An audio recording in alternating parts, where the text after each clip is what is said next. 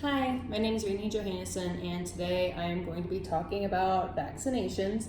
And the reason why I decided to talk about vaccinations is, well, considering my background, I'm a recent graduate from St. Lawrence University with a major in biology and a minor in public health.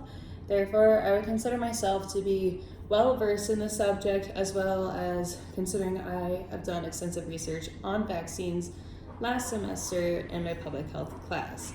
Now, in that class, one of the more interesting stories that I remember was recently, in 2015, there was a measles outbreak in Disney World where one individual, unvaccinated, spread measles to 120 other individuals.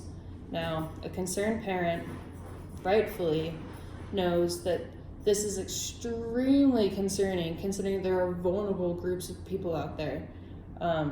The concerned parent I'm talking about has a little girl who had leukemia that was in Disney World during this time. This parent called to plead that all parents should vaccinate their children in order to protect their health, other people's health, and especially vulnerable groups of people like his daughter who's already struggling with leukemia. So this story really tugged at my heartstrings. Therefore, I want my audience to know reasons why people choose to vaccinate and reasons why people choose not to vaccinate, as well as the larger impact that has on the public's health.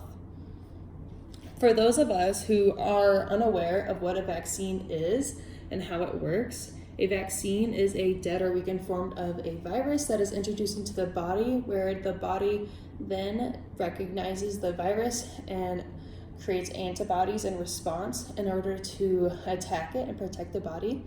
And then when later down in the road, when you are exposed to this virus again or disease, your body's essentially primed with those antibodies that are ready to attack and are familiar with that disease due to the vaccination. However, this knowledge is not apparent to everyone, and its side effects are confusing and get misinterpreted, which leads to spreading misinformation, which we all know is really bad. So today I want to talk about why people choose to vaccinate, why they choose not to vaccinate, and my own personal critique on those decisions and reasons why, while considering the larger impact. With so much information circling around us, it's often hard to find reliable sources on confusing yet controversial subjects like vaccinations. For those of us who are familiar with scientific literature, the Center for Disease Control and Prevention, the CDC, is a reliable source, especially when researching topics related to health, public health, biology, etc. So why do people choose to vaccinate? Well, according to the CDC, people choose to vaccinate because diseases are becoming rare now that vaccinations are being implicated more frequently.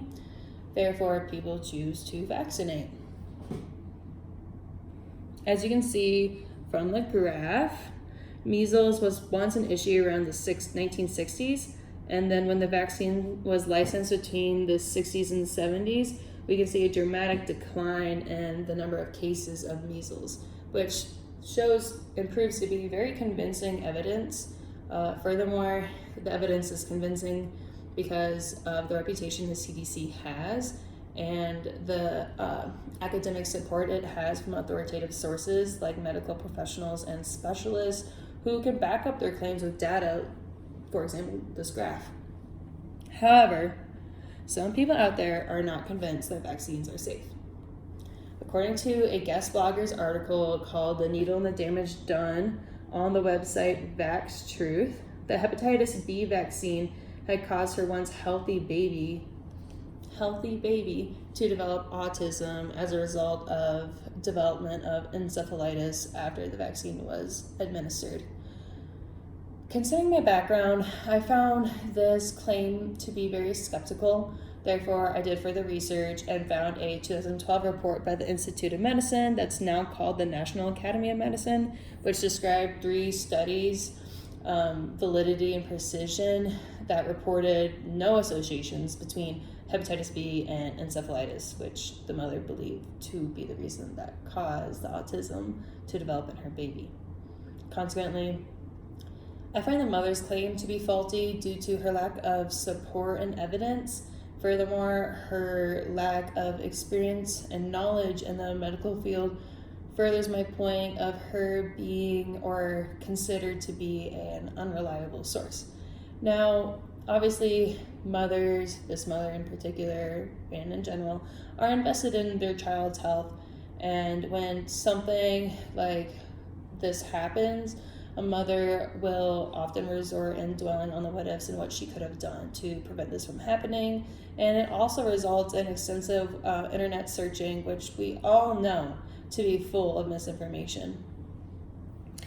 I would argue that her child was born to be immunocompromised and it wasn't diagnosed before the vaccine was administered, which would explain the severe reaction the baby had after the vaccine was administered. With a lot of misinformation out there, it becomes increasingly important to check the validity of our resources and finding authoritative figures to reference.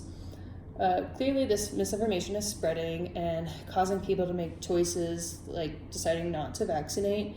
And this puts the public health at a great risk, especially those who are immunocompromised or struggle to maintain their health. So,